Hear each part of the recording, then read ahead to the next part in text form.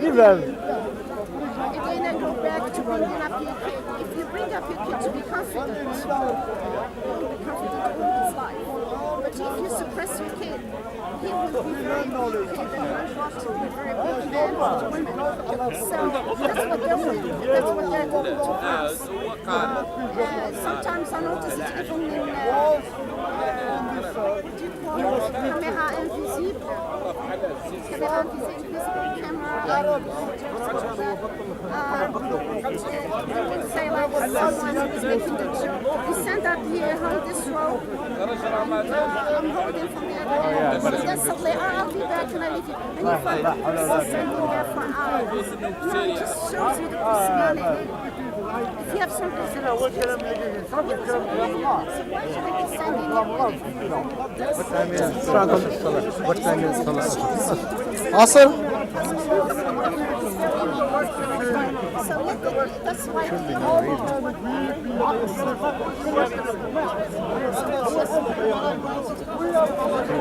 It's already time. It's time already. It's time it's now. Can you tell someone? we just pray to have Yeah.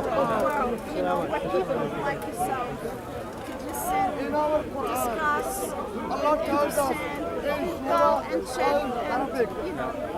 And what's your name? Naima. Mike. Nice to meet you. Nice to meet you. Cool. Thank you. Yeah, thanks a lot. What about in Christianity? Do you not believe that the Bible? How does the Bible allow the Christians to be as governing authorities? I'm not sure. I'm not religious. Yeah, I know. No.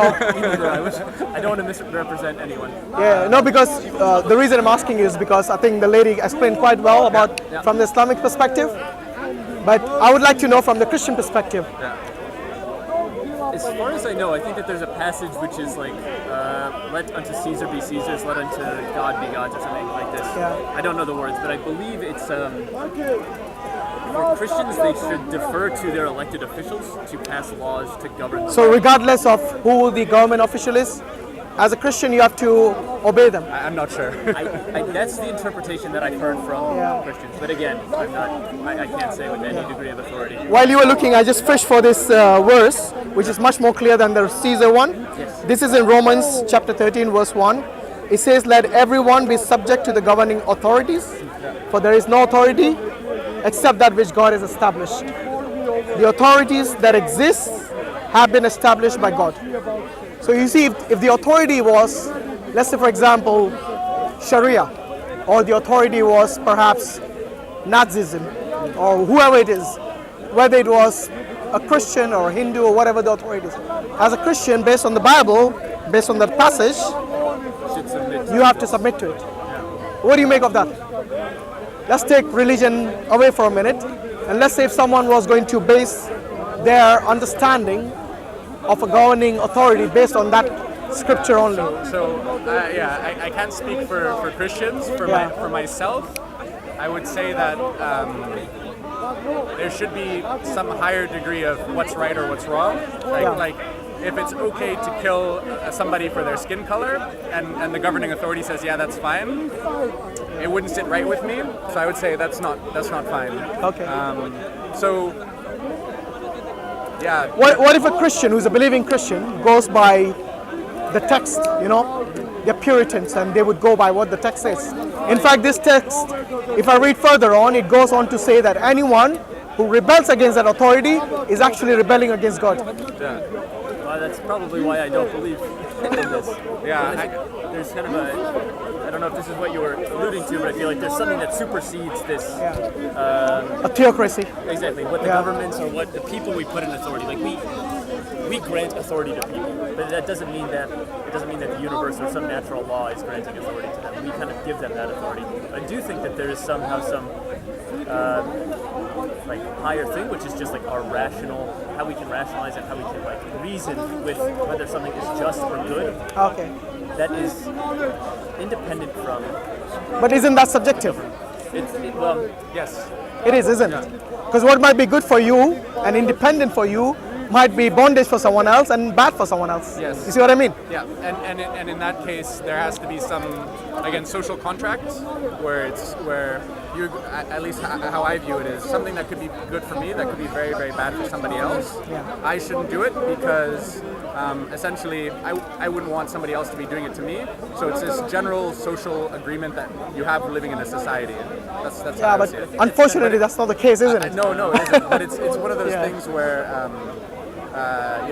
legal authority can say it's illegal to jaywalk, to cross the street, and if there's no cars, I'll do it. Right. And if a police officer sees me and wants to fine me, I would think that's unjust because again, I broke. You were the not law. harming anyone. I broke the law, but I wasn't harming anyone, and I wasn't harming myself, and I made the rational decision that was okay at that time. Okay. So as far as you're not harming anyone, you would consider that to be legal or should at least be allowed? Is that the principle? Would that be the principle that you work on, or? For the most part. I think that's just, at least for me, that's kind of a very neutral. It's not good, morally good or bad. It's just if it's not harming anyone. Well, it can. Okay. It can be morally bad depending on, like I said again, the person you're speaking to. For example, there are many people who want to practice, for example, incest. There are people in Europe, I don't know if come from Canada, but there are people in Europe who want to practice incest. They are saying, look, we are both adults and we both consent and we are not harming anyone. So why are you saying that's against the law? Now that might be immoral to you and me, but for them it's not immoral. And they are working on the same principle you're working on, which is A, they're not harming anyone, it is consensual, and it is something that is that basically agrees with that conscience. There is the risk of harming the child. Yeah. What if they use contraception? You see what I mean? They got ways around that because they've thought about this, but they want to legalize it. Now they're going to the parliament and they want to legalize it as something that's a legal paradigm within the law itself. You see, this is what I'm saying. There's a difference between bringing in just a secular understanding of the world where everything goes as long as you're not harming someone, because that thing can sometimes backfire, and it has done in the past. So in this case where they're using contraception, so there's no risk of a child being born. Then you're okay with that? Am I okay with it? Well, I'm not okay with it. Morally, are you okay with that? I mean, my main question is, so what is the harm in this case? I'm curious. No. Their argument is there is no harm, and it is consensual, and it is something that they both, as adults, have the right to do. But your principle is the same, isn't it? That as long as you're not harming anyone, then what's the problem with it? So would you agree in their favor, or would you disagree? Because it's the same principle they're arguing as you. I didn't know this was a debate here. Just thinking about it now, I haven't had much time. I would say if they're not harming anyone, then let them do it. Okay. What do you say? Yeah, I see little reason why it would be ethically wrong. Why do you think majority of the countries have got it as illegal? Well, unless it was ethically wrong or morally wrong? I mean, there's societal. Well, I can only speak for myself. There's some things which we see as taboo, and those taboos have not always been here. They can shift over time. So I would say, I mean, just me growing up in the 80s, in the 90s, the attitude towards, I'll just say, same-sex marriage or homosexuality. Homosexuality, was completely different than. Yeah, absolutely. Very taboo to even talk about in my hometown. Very conservative. And so you could say, okay, because I feel somehow icky, because I feel uncomfortable with this topic, does that mean that it's wrong? Or does this mean that I've just been conditioned to think that it's wrong? And so this is, to me, the question is, okay, who is it harming and what is the good and the bad in this, on both sides? So you have no problem whatsoever if someone that you know very, very close and near and dear to you would be sleeping with his mom. You wouldn't have a problem with that. I would think it would be very socially strange. Socially strange, Yeah, very socially strange. But no issues other than that. It's similar to if you think about Nazi Germany, where it was legal to persecute Jews. No, that's different because that is obviously harming someone. So let's not compare apples and pears because that is literally oppression, isn't it? But here, like I said, they're both adults, they both are consenting to it, and they both consider it to be their right to express themselves freely, just like the same-sex marriage you're saying. Again, the same thing, because before it was a taboo and it was considered immoral and unethical and basically antisocial, so on. But then gradually people got used to it. So you see, when people will get used to their sons sleeping with their mothers or the father sleeping with their daughters, maybe it becomes socially acceptable and morally justified somehow. Well, and I think that there's maybe two degrees here. There's one which is like our social laws, so we can like, people can somehow embarrass themselves so much that we shun them socially, but that we don't put them in prison.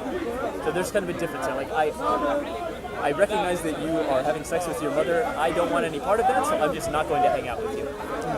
So that's one thing. There's another argument, which is, okay, we think that this is harming society as a whole, and so we need to penalize these people by throwing them into, by punishing them by some like actual concrete means, putting them in jail, fining them, something like this. And so that's, I think, the distinction here. So which one would you lean towards? Like, I have a hard time saying, okay, we should throw them in jail, because if they're not harming someone, Okay. I guess if I don't really want to be around them because I find it uncomfortable, then that's my choice. I would just walk away and say, okay, I don't really want to converse with.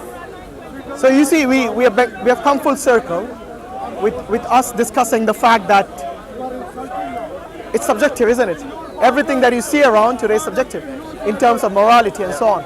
You see, but don't you think there has to be a higher authority to basically someone who draws the line as to what we should do and should not do, what is morally justified and what is immoral, rather than the society and the times dictate to us? Higher, depends on what you mean by higher. I do think that we Well, I mean God, basically. That's what I'm trying to get to. Because you see, if someone, I don't know if you believe in God. Do you believe in God? Agnostic? towards it, yeah. Okay, but you Not really. you don't believe in God? Agnostic or atheist? No, I'm more on the atheist side. Okay, fair enough. So yeah, I mean, so maybe this argument actually fits in quite well with your worldview, because it is God, basically no dictating, no theocracy, no theological what do you say, strings being pulled there. This is purely based on what people think about what is morally right, what is something that is accepted in the society, something that people kind of either reject or accept based on their feelings. You see, but the point remains, where does society draw the line, and who has that authority? Because if you're just going to allow the majority to dictate that, and the majority can be wrong, so at the end of the day, based on your worldview, who would you put in charge, or who would you give this authority to draw the line? Because I don't know if the government is always right, and we have seen from the past history that they cannot be always right. Yes? But I think like our feelings and our intuitions kind of inform our opinions. And Which can be wrong as well. They can be wrong. But I think still we can have man-made constructs. Like our ethics, maybe I'll give a concrete example. So like our hospitals. Yeah. We want them to be admitting, we want them to admit everyone fairly. So if my friend here, he gets injured, and I say, okay, I take him to the hospital and I say, okay, he's seriously injured, I want him to have priority over everyone else. So we say, okay, it's clearly wrong. Like the system needs to be built such that we cater to everyone equally. Just because like he's the most important person to me, that doesn't mean that he should get treatment first. So we need to have the system in place, and like Let me put a spanner in that. institution. I'll just say our institution says, okay, we need to treat them fairly, and we can't have favoritism. So even in this like small instance, even though it's like harming me, and if I had my opinion, and if I had my choice, I would put him in front of everyone else. I'm okay understanding that, okay, there's a good reason why he's back of the line. And that's how we kind of like create our societies, is based off of these like. But it's not always that. It's not like the first come, first served, is it? Like for example, if there was a child who was profusely bleeding in front of him, and he's not really in that much of a danger, then obviously he'll give the child the priority, Yes. regardless of whether he came at the last or at the beginning. You see what I mean? argument's So the same. no, the argument is that you give priority based on the circumstance, and then the same goes with whatever happens in our world today. Yes, you do not just say just because somebody out there feels right about a certain situation, you allow them, yes, let's make it legal because this community here thinks it's legal. You do not, maybe you haven't actually looked at the greater harm it does. Yes? How do we judge this greater harm? You look at the actual incident, and then you assess based on that. And that would go for everything. Take alcohol, for example. Today alcohol is legal in all the countries. And we have every evidence conceivable to us in the 21st century of the impact and the effect and the dangers of alcoholism. Either whether you're directly impacted by it or you're indirectly impacted by it. There is, but you see, most of the governments today have legalized it, and they get revenue from it. Not only the fact that they have legalized, which I call the poison, a known poison and a known harm, and the same goes with cigarettes. Yes, again, and there are huge lobbies which dictate the laws behind this, which have got control within the government. So this is what I'm saying, you see. Today, we have got many things which we know the dangers of. So even after the dangers have been assessed, nothing's been done about it. In fact, it's been promoted even more. You see what I mean? So that's why, coming back to the question again, don't you think there has to be a higher authority to make us realize and make us acknowledge that this is something that is necessary for human beings and for our survival as a whole, as a community, because we do not see the advantage or disadvantage of an individual or a particular community, but we should look at the community as a whole. You see, this is something, by the way, I'm a Muslim, and as a Muslim, we believe that the laws which have been given to us in terms of what has been forbidden and what has been allowed and permitted, we call that the haram and the halal, the forbidden being the haram and the permissible being the halal. This is something quite necessary in our community, whether today, whether yesterday, or whether tomorrow. It's always because if we know someone of a higher authority who knows us better than anyone else because he's created us, then he would give us such laws which are good, beneficial for us, plus warn us at the same time which are harmful to us. So you see, in Islam, it nips it in the bud about the alcohol. Alcohol is not permissible. And the same goes with the cigarettes. Yes, anything that harms your body, you stay away from it. And the same goes with any narcotics, any drugs, or anything that harms your body. The same goes with eating fatty food as well, which is bad for you, you know. So I'm not saying just alcohol, or I'm not just saying drugs. I'm saying anything that harms your body is something that you should stay away from. And this is what we instill within our communities, within our belief, and within our families as well. Is it something that, so I agree it's things that you should stay away from. Yeah. Is it something that should be discouraged or something that should be illegal and you're punished if you do it? Well, it depends on the danger. For example, if things like alcohol and drugs, which is a clear danger, then I think that should be not permissible. At least that's my opinion. Because you see, it's not really taking away the rights of the people. Because you see, if somebody demands, for example, if your child demands to drink poison, yes, you will take it away from them, would you not? You wouldn't give him a choice. Do you want it or do you not want it? Because you know clearly that is something harmful for you. You know that is a clear danger for you. So what would you do? You would say that is not permitted for you. But I think this Period, and that's it. quickly in this context of the child-parent relationship, we kind of assume that children don't have they aren't responsible enough to make their own decisions. Are you saying if you had an 18-year-old child, you would give him a poison? Seriously? No, I would say at some point, like we kind of hand the keys to the car over to the people, to our children. We say, okay, now you're old enough to make your own decisions. No, that's different. You see, that's apples and oranges. If you know something is clearly dangerous, for example, drugs, and if your child who's now 18 years old wants to do drugs, what would you say to him or her? Would you say it's your choice, you're grown up, you're adult enough, or would you try to discourage them and basically forbid them even? As a good parent, I think any good parent would actually forbid them. I would highly discourage it, but I wouldn't forbid it. I don't know if it's 18 or 21 or 19, whenever I or somebody feels like somebody becomes an adult, I think that they should have their own decisions over their own life as long as they aren't harming other people. What if they're harming themselves? Then that's their choice. So really? If So you as a good parent would give them the choice to harm themselves? If that's something that they want to do, I would again highly discourage it. I would try to reason with them, but I wouldn't lock them up. Oh no, I didn't mean locking them up. No, of course. What I meant is you stick to your guns and you say it's forbidden for you. And then if they do it, then the onus is on them, isn't it? Because now they are adult, 18 or over. The onus is on them. But you, as a parent, you will stick to your gun. You say, no, it's not permitted, it's not allowed. Okay? So you see, this is something which is known danger, remember. It's not like a car. A car is not really dangerous unless you misuse it. I mean, if you're going to use that, then you wouldn't even go in the kitchen. Yeah. Because you can misuse many things in the kitchen. You could say the same for alcohol. I had a beer for lunch. I wouldn't consider that misusing it. No. I'd consider it driving safely. No, with the no, car. hold on. But you say, like, how, or describe him or something, that is beyond our ability, beyond our scope. However, there are certain glimpses of God in terms of what he is, has been given in the Quran.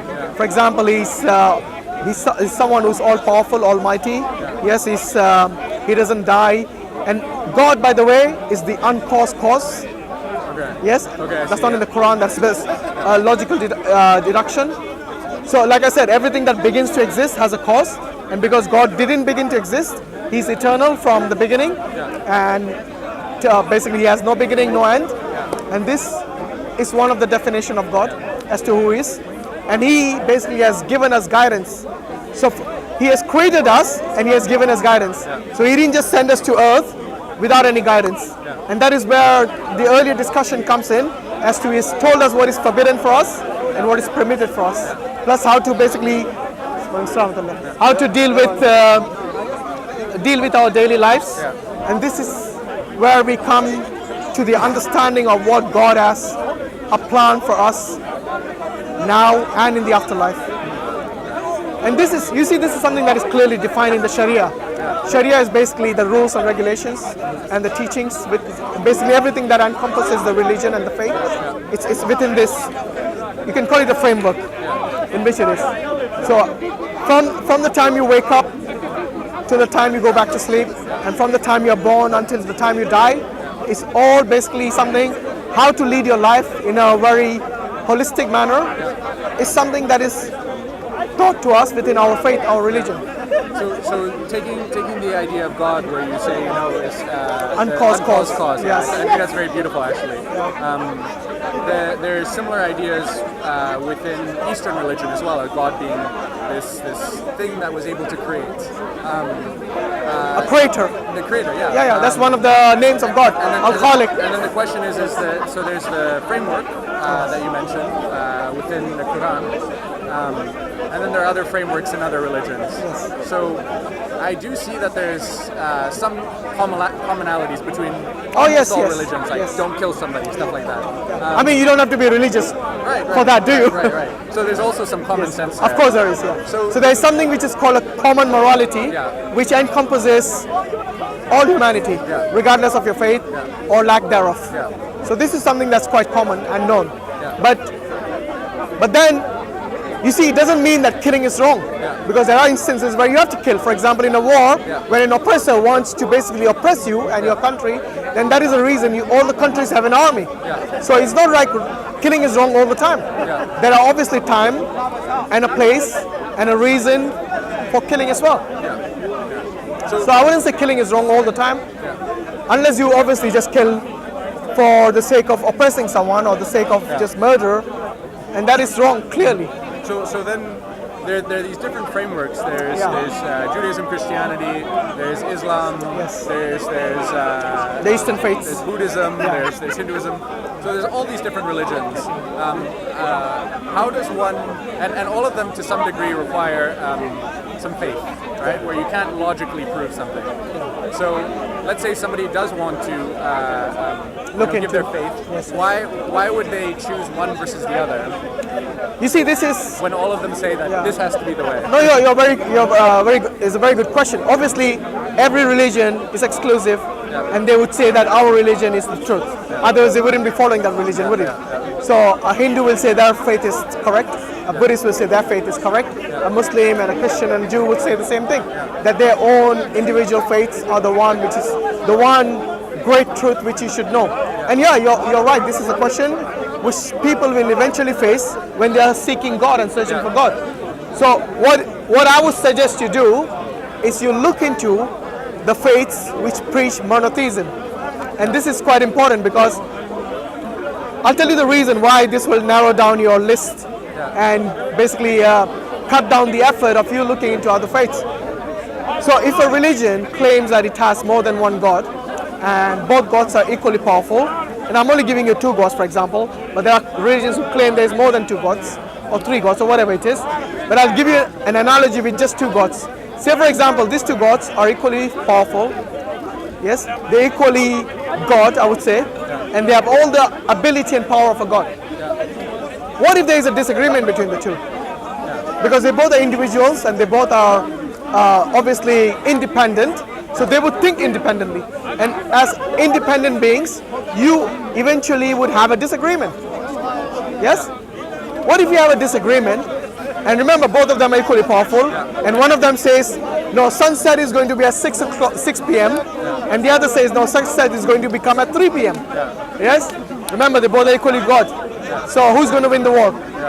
And this is what happened in the previous religions. For example, the Greek religions, mythology, and the Hindu mythology. You see that gods basically fighting with each other and having wars with each other. And eventually one would either submit and the other would basically remain as the almighty, all-powerful God. But you see, this is something which is going to become an issue in every religion, which somehow advocates that there is more than one God. But then this issue is not really an issue if the faith advocates that there is only one God. So in order for you to shortlist your research in terms of which faith you should look at, I suggest you look at the monotheistic faiths. And that is basically the Abrahamic faiths, majority of the time. I mean, there might be other faiths who claim they're monotheistic, but when you look at deeper, it always turns out that there is some element of some other being who is God, either themselves or some other being who is a powerful God as well. So how about, I bring this up because I was in Asia a few months ago, so it's one that I also had a chance to speak with a monk about for a few hours, and it's Buddhism. And it's very interesting because in that sense they have lots of gods. I think it's an offshoot of Hinduism, Buddhism. But it was born in India. Yeah, but they reject the idea that someone should follow these gods to the end. I don't think they believe in the concept of God, do they? Sorry? The Buddhists don't believe in a concept of God. They believe that there, I think, are gods. No, they believe you can attain enlightenment, and you become, well, they wouldn't use the word God, I think. But in a way, they don't believe in the concept of God. The way that it was described to me is they believe in the concept of gods, many different gods. Okay. And they also believe Did they actually use the word gods? Yes, but they also have the idea of heaven and hell. But it should not be something that you should strive towards because it's kind of a reward system, but it's not a permanent reward. So you go to heaven and then you go back to Oh, they believe in reincarnation. Exactly. I see. Yeah. And the goal is to break that cycle because the whole idea was even if you go to heaven, you come back to earth. There's some. Oh god. And the issue with it is when you come back to earth is filled with suffering at the end of the day. And they believe that attachment to material things, attachments, leads to suffering. So you should rid yourself of all material attachments, and when you're able to do that, you reach enlightenment. Which is an interesting concept where it says. What is your understanding of reincarnation? Very little. but you do know how it works, yeah? I assume you die and then you. You believe in karma? Or did he explain to you about karma? Karma and akarma, Yes. But that happens in your following lives. Yeah, that's what happens. Yeah. So let's say your karma has decreed that you will become, for example, a mouse. Yeah. Yes. So what is the best thing a mouse has to do in order to become a human being again? Eat cheese. And that is what I don't understand about incarnation. Yeah. Because you see, in order for you to become this lesser being than a human being, yes, what is the best thing a lesser being will do? For example, they'll go on their instincts, isn't it, as animals do? Isn't that the goal? That's dharma, right? Duty. Like if you follow duty, that's something where you can achieve or as a human being, yes, I understand. But I'm talking about a lesser being than a human being. Yeah. How is that lesser being, which works based? I think most of the animals they work on instinct. Yeah. They don't really have the rationality or the ability to think like us. Yeah. And to build civilizations, and to build schools, and to wear clothes and so on. You see, for them, it is basically their instinct, and for them, it's just survival.